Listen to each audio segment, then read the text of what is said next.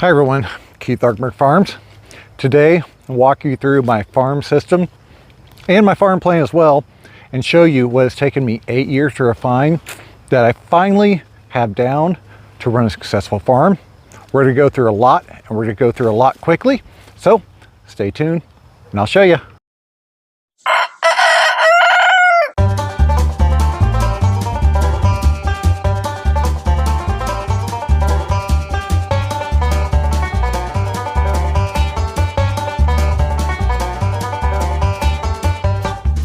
Now we're going to walk through this by crop, tell you a little information of both, succession plantings, a bunch of other cool stuff, and the different things I do to protect them like you see around me.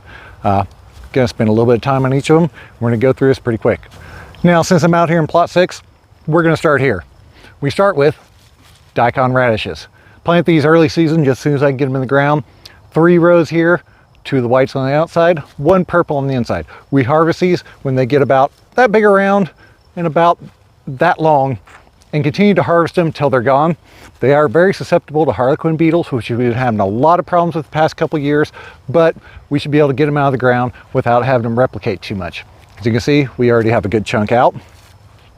Next, we move to our bed of carrots. Same theory, 3 rows wide, cultivate, cultivate, cultivate. These are getting ready to come out of the ground here, maybe 2 weeks. They're doing really good. It's actually one of the best stands I've ever had. We do Nepalis, Yayas, Bolero. Right now these are Nepalis. My next batch germinating underneath the black fabric or the black plastic. 5 days covered after good water in, come off, flame weed. They'll be good to go for the summertime. We do 3 successions of these and 1 for overwintering, which we actually do a full 90-foot bed of those. This is only 40. Now on to turnips.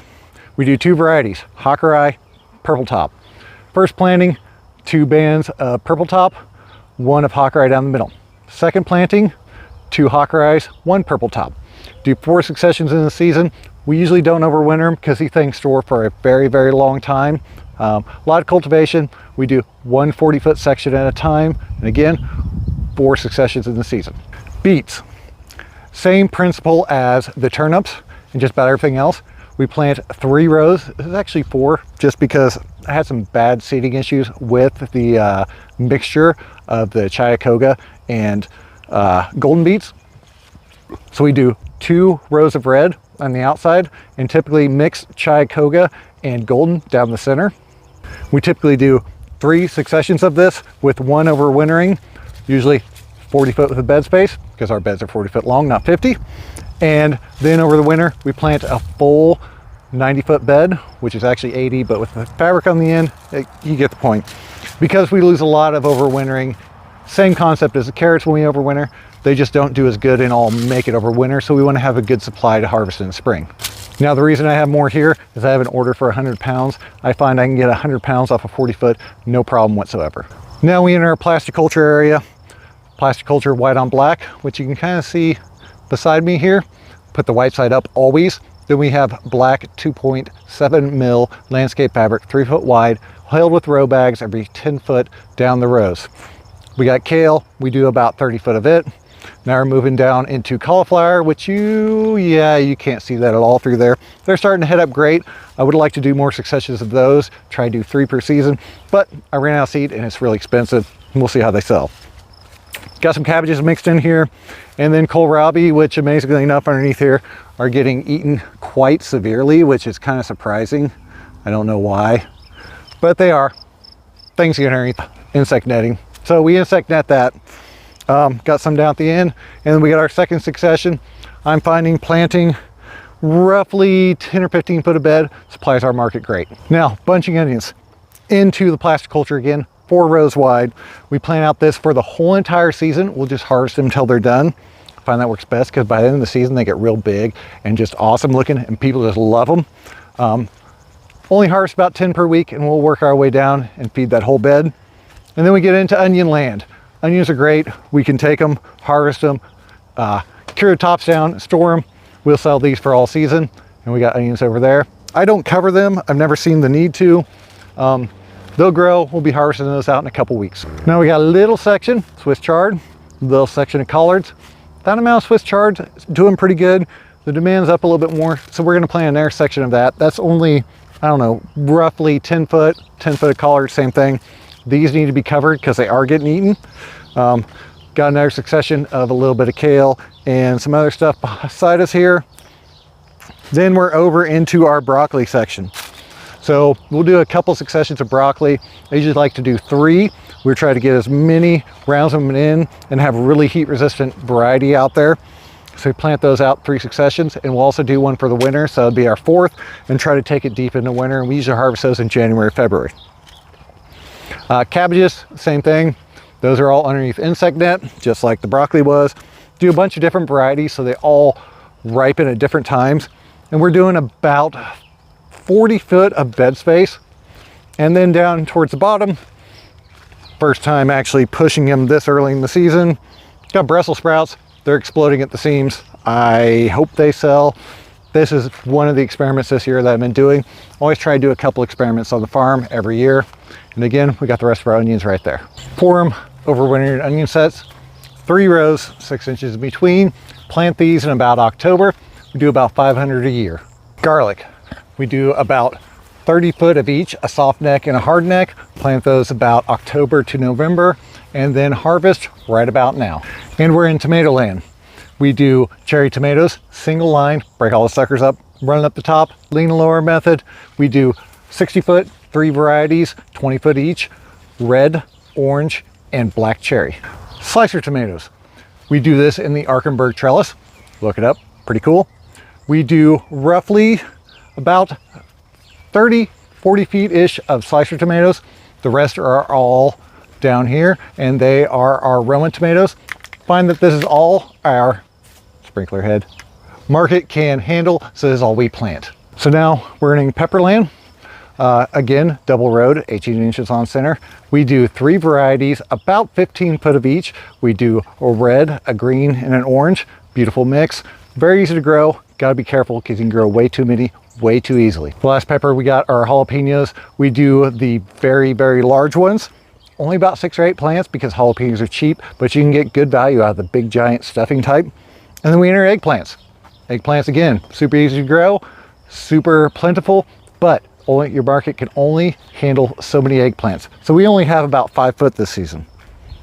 Down at the bottom, I've got some dill, some basil that's just coming up, and we'll have those here in about a month or so. They're a little late, things happen. Now on to the cucumbers. We have some failures in here, and also some zucchini got planted in here as well. But we plant our cucumbers, same thing, 18 inch on center, double row, single line, cut the leaders off when they get about, I don't know, 10-ish inches so it doesn't get too wild in here.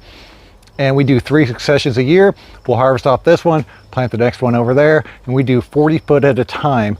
And when we discover we have too much, the old ones come out and we switch to the new ones. Now for our leaf lettuce.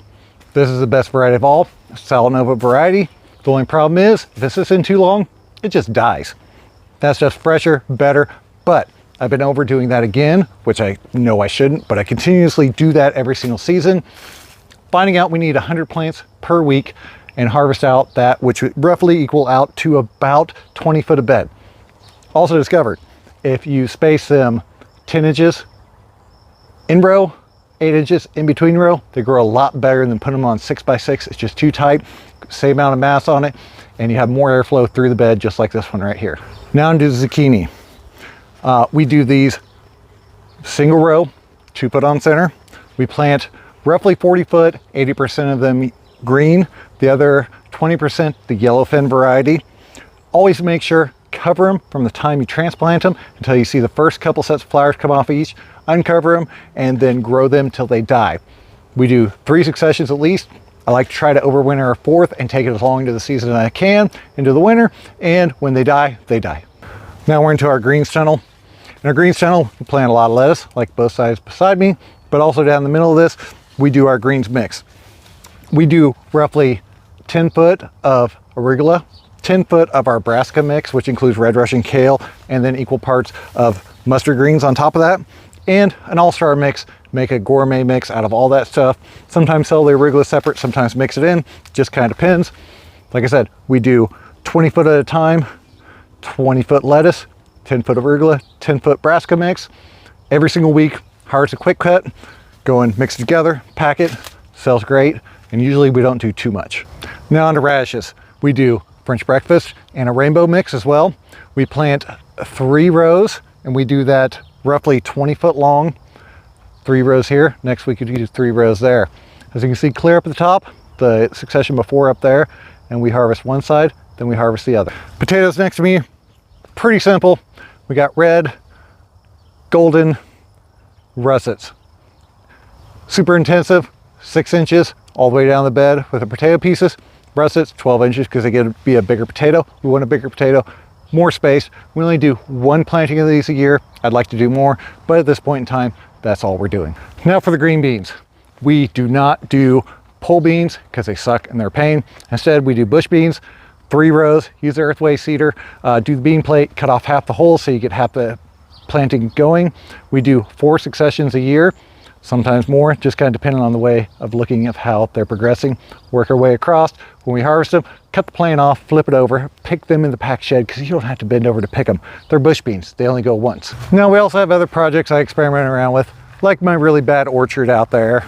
Also getting into raspberries as well. We got Latham and Prelude. One side's doing good, the other's not quite pushing that well, but it's an experiment, it's some learning. We also do a lot of spinach as well. Not going to go into that because I have not nailed that down yet. Try and shade cloth, which is back over there, but all in all, it's a work in process. The one thing I've learned most throughout my years of doing this is the number one way you want to keep a farm healthy and successful is not to plant too much. It's taken me years to cut down my planting because it's so easy to actually make it sustainable for my farm and actually make profits. We used to go play out in these acre blocks out here. I have discovered that there's no quicker way on a market garden to lose money than to go plant way too much, take care of it, harvest it, and then not sell it. You have to formulate your farm to what your market is. And that's one of the most tricky things about this. I do consulting, I work with a lot of people. That is the one thing that I can't teach them. That is something that has to be learned. Like I said, this has taken me 8 years to learn. I can't just take this and replicate this in another market. It will not work. This is very specific to our market, our customers' needs, their wants, and what they'll actually buy every week. People around here are weird. We don't want anything purple. We don't want different colored carrots, you know, just all kinds of stuff. But they love stuff like radishes and kohlrabi, which a lot of people can't sell. They aren't liking kale anymore. That's why I switched to Swiss chard, and that seems to be the new thing. So, most important takeaway of this, of anything, is you have to focus in on your market, what they want, and then deliver it when they want. So, I know it's a lot for me. All came off my brain just like that because it's what I do every day. Focus in and try to refine my system to where it's at now. Like I said, this took 9 years to do. Don't expect this to happen overnight. If you want to get really good at growing certain crops, that's where you talk to consultants and kind of work on your certain crops. But a full farm plan system like this takes years to develop. As always, hope y'all like what you saw today. If you did, don't forget to like and subscribe. Thank y'all. Have a good day.